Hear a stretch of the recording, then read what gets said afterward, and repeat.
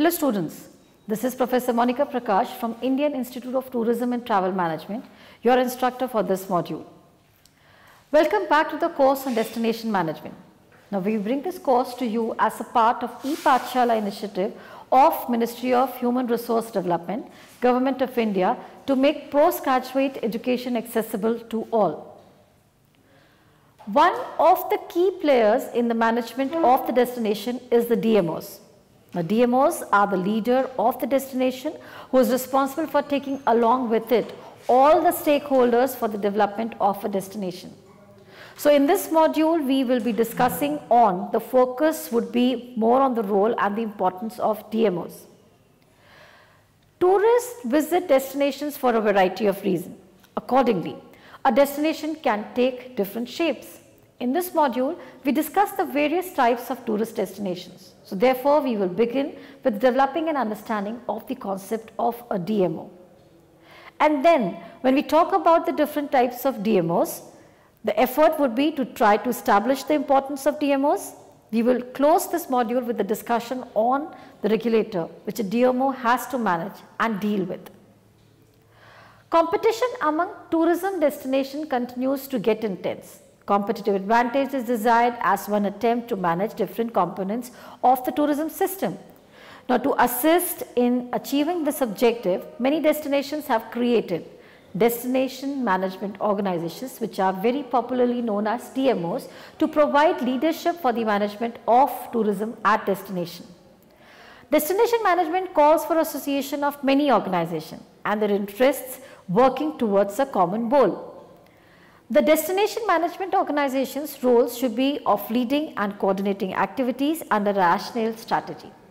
They do not control the activities of their associate, but help them bring together resources and expertise and a degree of independence and objectivity to lead the way forward. Now, it follows that DMOs must develop a higher level of skill in developing and managing partnerships. The DMOs are typically undertaking marketing activities, but its horizons are expanding. They have to get evolved in a tactical leader in destination development. How would you define DMOs? Now, they can be defined as the formal entities in which the complex interaction of people, material and money is used for creation and distribution of goods and services. Now, since then, the field has expanded to cover a broad range of macro and micro issues relating to the external and internal environments in which organizations operate, such as productivity, ethics, open systems, strategic management, innovation, leadership, governance, organizational culture, change management, human resource management, outsourcing, communication, networks, and organizational learning. Now, at a country level, there are often three quite distinctive types of tourism organization with interest in tourism development. Now, these DMOs come as variants. Some are only responsible for promotion, while a second type are a government department providing policy advice to government, and third are private sectors, umbrella industry associations that champions the cause of members' organizations. The first places to have formal promotion agencies appears to have been at the local level. Now, for example, let's take the example of Switzerland. Now, the first regional tourism organization, RTOs, was established at St. Moritz in 1864, wherein England in 1979, the Blackpool Municipal Corporation obtained government permission to levy a local property tax for funding advertisement of the town's attraction. The first Convention and Visitors Bureau, CVB, was established in the USA at Detroit in 1896. And in 1901, the first World's National Tourism Office, that is NTOs, was established in New Zealand. And 1903, the first State Tourism Office was launched in Hawaii. The number of DMOs grew considerably during the post-war period, with many establishing their core marketing role in the 1960s and the 1970s. Alongside the rise of package holidays. Now, introduction of jet aircrafts and the rise of the holiday brochure, and in the 1980s and 1990s, we saw the creation of many new DMOs as additional places recognize the value of coordinated approach to destination promotion. Now, it is not known how many DMOs now exist globally, although it has been estimated by McCracken that there are now well in excess of 10,000. Today, DMOs generally fall into one of the following category. The first type is the National Tourism Authorities or the administration, which are called as NTAs, or the organizations, the NTOs. Now, UNWTO in 1979 introduced the term National Tourism Administration or authorities as the authorities in the central state administration or other official organization in charge of tourism development at the national level. Now, these are national level agencies or organizations which manages the national level planning and coordination. Now, the example in the Indian context is the Indian Tourism Development Corporation, which is popularly known as ITDC. Now, let us learn something about ITDC.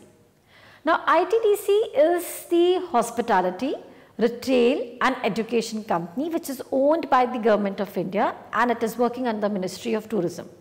Now, established in 1966, it owns over 17 properties under the Ashok Group of Hotel brand across India.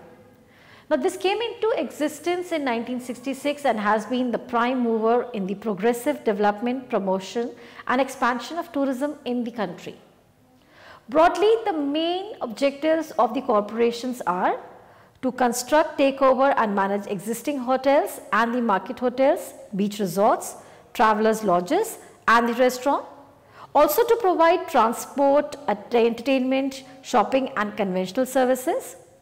It is also meant to produce, distribute tourist publicity material. Now, also to tender consultancy, come managerial services in India and abroad. It also carry on the businesses as full-fledged money changers, that is FFMC, restricted money changers, etc. It provides the innovating, dependable and the value for money solutions to the need of the tourism development and engineering industry, which includes providing consultancy and the project implementation.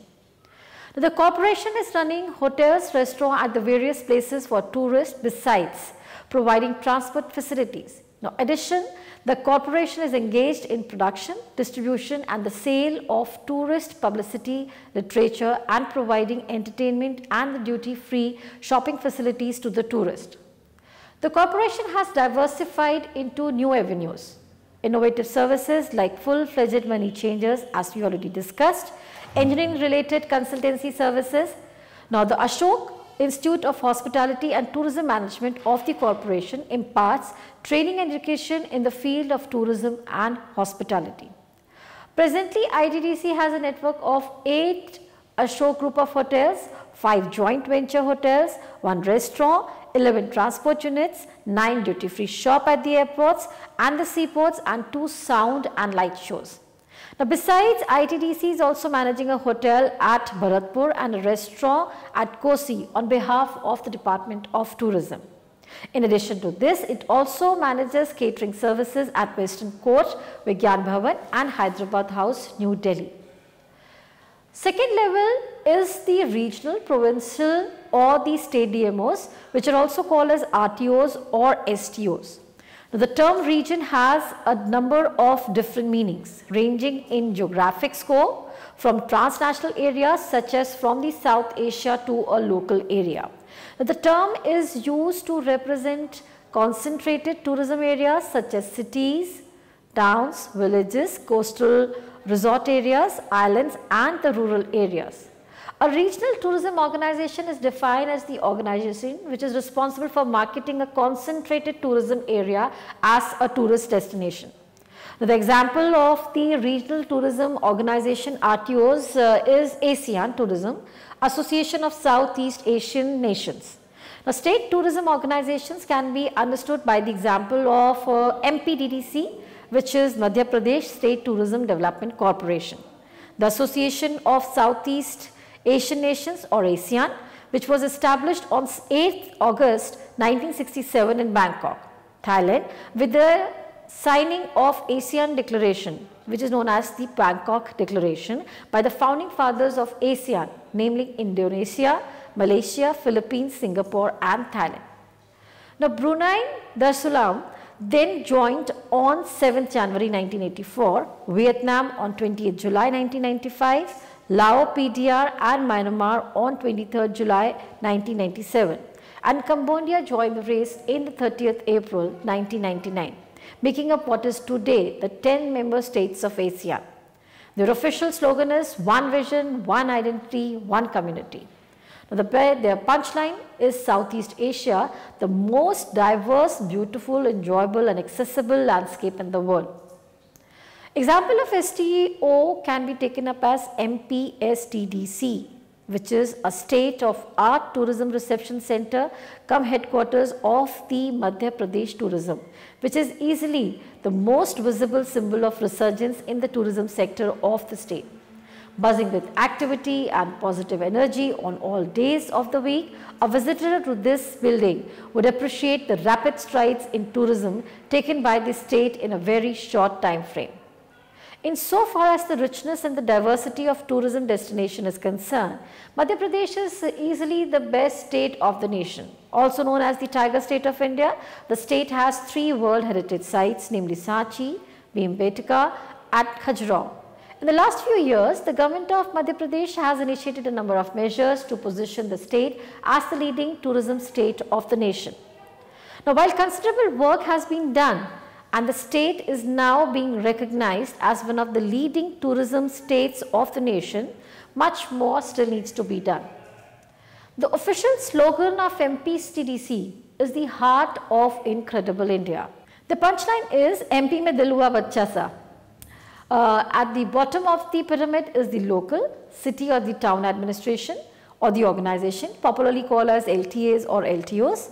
Now, all tourism local areas do not have a standalone RTOs. Instead, they may have an LTA or LTO, which is a term used to represent multiple meanings. A local tourism administration, a local tourism association, or it could be a local tourism organization.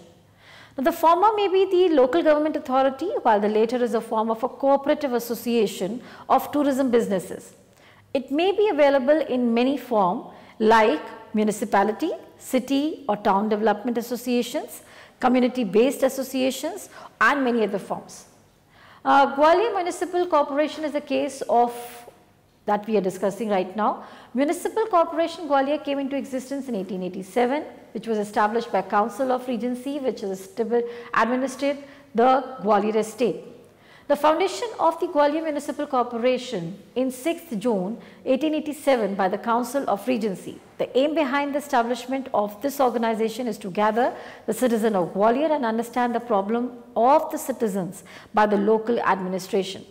The first milestone was achieved by the GMC is to create a municipal act, and soon it converted into municipal law in 1911. Before 1904, the job like city management and cleaning the city etc. was held in the supervision of the police department. After 1904, these jobs was transferred to the Gwalior Municipal Corporation. In 1904, a new municipal corporation had established for the old Gwalior. In 1912, the third municipal corporation is established for the Muradnagar. The Municipal Act, which was created in 1911, was implemented in 1912. GMC has within the scope of its responsibilities and the development of the city as heritage tourism destination. Gwalior is a central Indian city known for its heritage assets. GMC has undertaken the development of the destinations both in terms of civic infrastructure, development and resurrection of heritage assets. Another example could be Municipal Corporation of Greater Mumbai, that is Mumbai, which was the then Bombay, and it was the first British Indian possession which came as a part of the royal dowry in 1661 to King Charles II of England on his marriage to the Portuguese princess Infanta Catherine de Bragança. Ironically enough, Bombay also set the stage for the birth of the country's historic free movement as well as for some of its major landmarks, including Gandhiji's 1942 call to the British to quit India.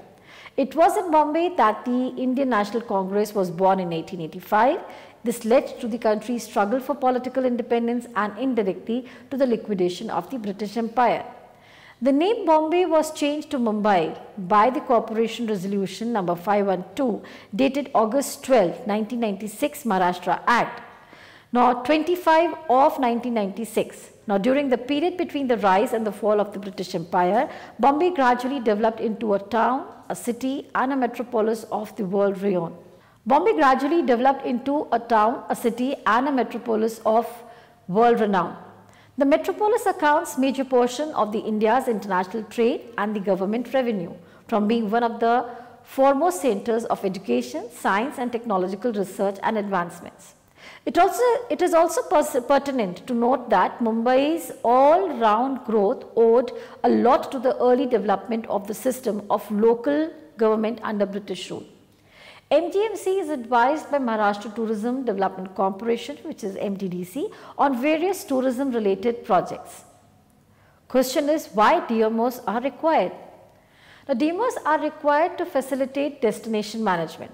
Destination management is the coordinated management process of all the basic elements that make up a destination, which can, or we can recall it as the attractions, amenities, access, marketing and pricing. Destination management takes a strategic method to link up these sometimes very separate entities for the better management of the destination. Collaborative management activities can help to avoid repetition of the effort with regards to promotion of the destination, visitor services, training and facilitation and the business support. There are various options for destination management and they are as follows. Department of Single Public Authority, Partnership of public authorities serviced by partners, public authority or authorities, outsourcing delivery to private companies, or it could be partnership of public authorities serviced by a joint management unit. They can also be as the association or the company funded purely by private sector's partnership and or trading again for certain functions. This can also be one of the options, the public-private partnerships for certain functions, often in the form of a non-profit making company. So therefore, in a nutshell, destination management can be summarized in one diagram as follows. The elements of the destination are the first required marketing activities to get people to visit on the destination in the first place. Then, second is the delivery of services on the ground to ensure that expectations of tourists are met at the destination. These activities is the need to ensure a suitable environment, which is physical, social, economic and regulatory, in which tourism is to be developed. The DMOs should lead and coordinate these different aspects of the destination. As you can see in the diagram, the elements of the destination are first required marketing activities to get people to visit on the destination in the first place. Now, the second component is the delivery of services on the ground to ensure that expectations of tourists are met at the destination. Now, these activities is the need to ensure a suitable environment, which is physical, social, economic and regulatory, in which tourism is to be developed. The DMO should lead and coordinate these different aspects of the destination. The next that we shall be studying about is how would you create a suitable environment. Marketing of the destination and delivery of the experience are dependent on its foundation, which is to create a suitable environment. Now, before the visitor is attracted by marketing or arrives at the destination, the right environment, that is the social, economic, physical and the regulator in which to develop tourism market must exist. An authoritative DMO will necessarily be to provide the leadership and to coordinate this process. Suitable environment creation includes planning and infrastructure, technology and systems development, product development, human resource development, related industries and procurement. Now, before the visitor is attracted by marketing or arrives at the destination, the right environment, which is constituted of social, economic, physical and regulator, in which to develop tourism must exist. And authoritative DMOs will be necessary to provide the leadership and to coordinate this process. Suitable environment creation includes planning and infrastructure, technology and systems development, product development, human resource development, related industries and procurement. Next, we shall highlight on marketing of the destination. Now, destination marketing should look outwards, not local residents, to attract visitors to the area. It should promote and tell them what is most attractive to possible visitors and most likely to encourage them to come.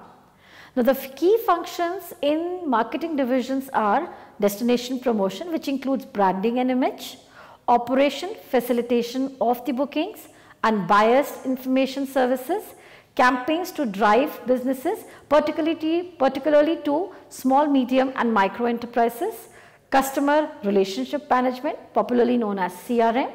Now, promotion need not compulsorily follow public sector boundaries and definitely may often cut right across them to represent many regions or destinations.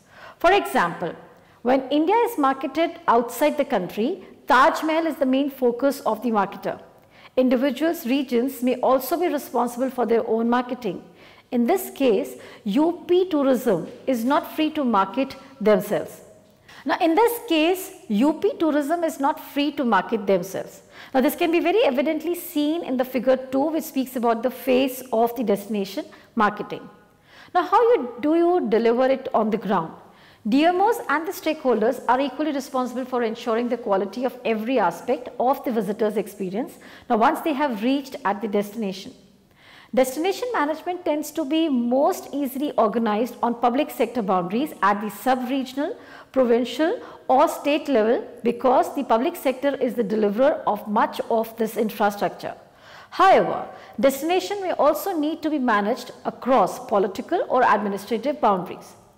Now, delivery on the ground includes product startups, attraction development and management, training and education, events development and management, destination coordination and management for visitor quality of experience, especially the public realm. Business advice, strategy research and development, they become a part of it. Now, as evident from the figure 3, the process of managing delivery on the ground is very clearly highlighted. So, let us now take up to the last point, that the destination could also be organized around a distinct attraction such as a river, valley or a stretch or a coastline or unique natural or cultural attraction.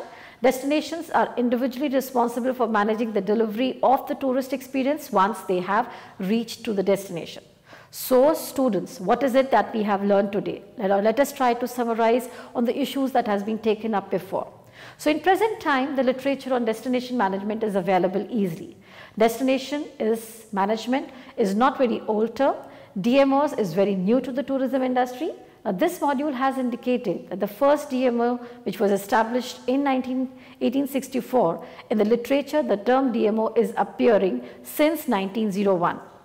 The module also indicates different types of DMOs, that is the NTOs, RTOs and the LTAs. Now, the later part of the module has elaborated about importance of DMOs.